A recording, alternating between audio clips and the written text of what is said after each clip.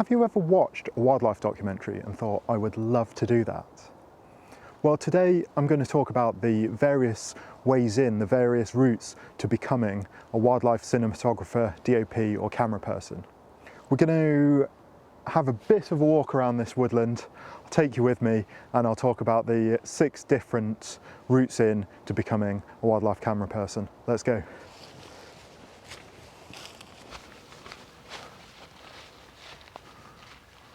There's no one way into this industry. If you talk to 20 different wildlife cinematographers, they would have 20 different stories, 20 different routes in. What I'm going to do today is talk about my route in and then break it down into the various common routes in that other people use. But whatever you do, you're going to have to find your own way. There's no clear defined pathway. It's a pick your own story. I've always loved wildlife, and after my first stint in the real world, working behind a desk in an office, I went back to university and did a master's degree in wildlife documentary production. And that sort of opened the door for me. And after that, I went on and did some running jobs, a little bit of work as a researcher, but most of my work was working as a camera assistant. In that role, I got to work with some of the best wildlife camera people in the industry. And I'm not going to name drop, but I learnt so much from a wide variety of people. They were all really generous with their knowledge, and I suppose I'm trying to extend that as well and share my knowledge now. After that, I ended up getting a role as the junior camera operator on Green Planet, and then after working on Green Planet, I stepped up to camera person, cinematographer. So that is my route, but everybody's story is going to be different. You're going to have to sort of find your own way in. I'm going to talk now about the other routes in to the industry.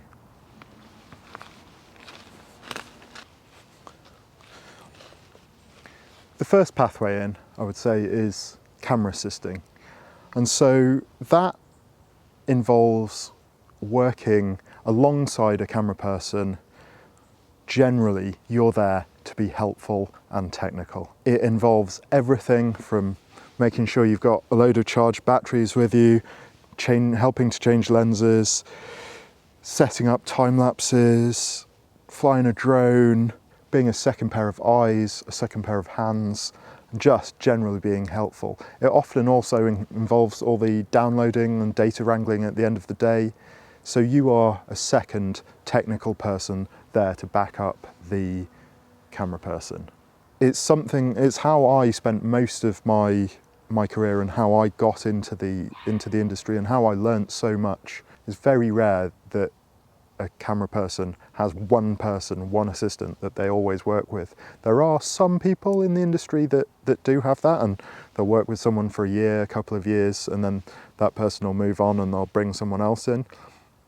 But most assistants are on a job-by-job basis where the shoot is particularly tricky, particularly technical. There's a lot of kit or there's a lot of stuff that needs moving, and so there'll be a requirement for an assistant. Often those jobs can be done by people like researchers or APs, and there's also the JCO role, which I'll talk about later, and that means that the roles as assistants are quite tricky to get. Having said that, I did it for quite a few years and had quite a good time working as an assistant. That's route number 1, working as an assistant. The next pathway in, I'd say, would be through production. So that is working as a researcher or AP, but one that shoots. That would be working on productions where you are able to get behind a camera. And obviously you wouldn't be the main camera person on that shoot, but you can work up and you can be filming the behind the scenes, or you can be filming as a second camera. I do know quite a few people who have come up through the editorial pipeline and become researchers, assistant producers, and then sidestepped from the editorial side of things into becoming camera people. A great thing about it is that you get to build a massive network of contacts within the industry who you know because you are working alongside them. You're working as a researcher, as an assistant producer, and so you get to build your network. And the nice thing about it is while you're doing that, you're being paid. That is another way in, working as an assistant producer or researcher who then later sidesteps into the camera side of things. So the third pathway in is actually a sidestep from a different form of camera work, whether that's drama, action sports, documentary. And so as someone who's already built up the skills and the knowledge of how to operate cameras, they come in with that level of knowledge and expertise and transfer it across into the wildlife filmmaking world. If you already have that camera background and that knowledge, then there is the possibility that you can sidestep across. And it's just about finding the right projects where your current skills would be suitable to proceed across. If you're already a documentary camera person, then it's not a massive step sideways, especially if it's a more maybe conservation focused documentary, so there's people and wildlife in it. I know quite a few people who have started off in drama and then stepped sideways into wildlife production. I think that's quite a natural progression, and it is certainly a few of those people work in macro, and their lighting is phenomenal because they come from the drama side of things where everything is lit, and then moving into macro where you create your own little set, your own little studio essentially, and light it as you would light a drama set. So that's another way in, using the knowledge from other camera specializations, drama, documentary, sports, commercial, and putting that knowledge towards wildlife. The fourth pathway into wildlife camera work is if you already have a specialization in something related, whether that's commercial diving or tree work, or you have a PhD, or you're working in conservation in an area that is useful for filming. And I think this is a way that quite a lot of people get in. I know there's quite a few camera people who started off as commercial divers or people who worked as tree surgeons. And there's a lot of people with PhDs as well. So there's that idea that you come in with a different specialization and you use your knowledge gained from that specialization to work within the industry. That's the fourth one. Another way of getting into wildlife camera work, and I slightly touched on it in the previous point, is if you have very specific local knowledge. So if you know an area inside out and you know where to see all the animals at specific times, just you are very, very knowledgeable about that specific location, then the possibility for you to become a camera person for that specific area is huge, because you will be the go-to person if people want to film in that location. So that having a specific knowledge of a specific area is a massive benefit. We're chasing the light a little bit now, so I'm going to have to hurry up. The sixth sort of pathway into wildlife camera work is to move from a kit department and into a camera department.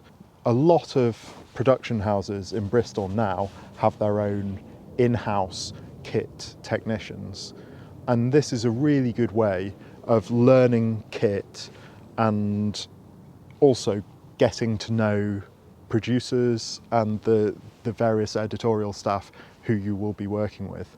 So as an entry-level role, working in a kit hire place is a really, really useful way to get your hands on some really expensive kit and get to know the people who are working and making the programs. And also, often if there's not enough people on production, or they need some specialist help during the shoots, they will take someone from the kit department to help. That would be another pathway in, working in a kit house and then stepping into the camera department. And finally, there's a route in that's only come about fairly recently, and that is the JCO, or Junior Camera Operator. The BBC historically used to have a bursary scheme where once a year they'd take one person on, and that person would work throughout the whole natural history unit. Now, individual productions will take on these JCOs, Junior Camera Operators, and they'll have 2 or 3 or maybe even 4 JCOs who work for an individual production. So for instance, I worked on Green Planet alongside quite a few other junior camera operators, and productions like Planet Earth and Blue Planet now have these JCOs working on them, and a lot of the other independent production companies also make use of staff camera people in this sort of junior role. It's a weird one because it's not an entry-level position. You do have to have some production credits behind you, but you sort of sit in this weird assistant second camera role, and sometimes on some shoots you'll also work as the main camera operator. It's sort of a stepping stone, probably quite a good role to aim for if you have any experience from any of the other previous roles that I've said, whether that's assistant, whether you're shooting AP or researcher, whether you have a specialist background, whether you have filmed things and you have a location knowledge, or even if you have camera knowledge from a different speciality, whether that's drama, sports, documentary. It's definitely not a necessity to do a JCO role, but it does help you to make that step from outside of the wildlife camera world and helps you get to the camera person position. I think that's a fairly comprehensive guide to the various roles that will point towards becoming a camera person. I'm going to make another video about how to go about getting work within the wildlife filmmaking industry. This video is really going over now, so that will be another video. I hope this has been useful. If it has, hit the subscribe button because there will be more content coming out about the wildlife filmmaking industry. So hope you've enjoyed it, and it's just pretty much dark now here, so I'm gonna go and see you next time. Bye. Oh look, squirrel. Loads of squirrels around here. Okay, I think that's gone enough now. Oh, it's a bit soggy.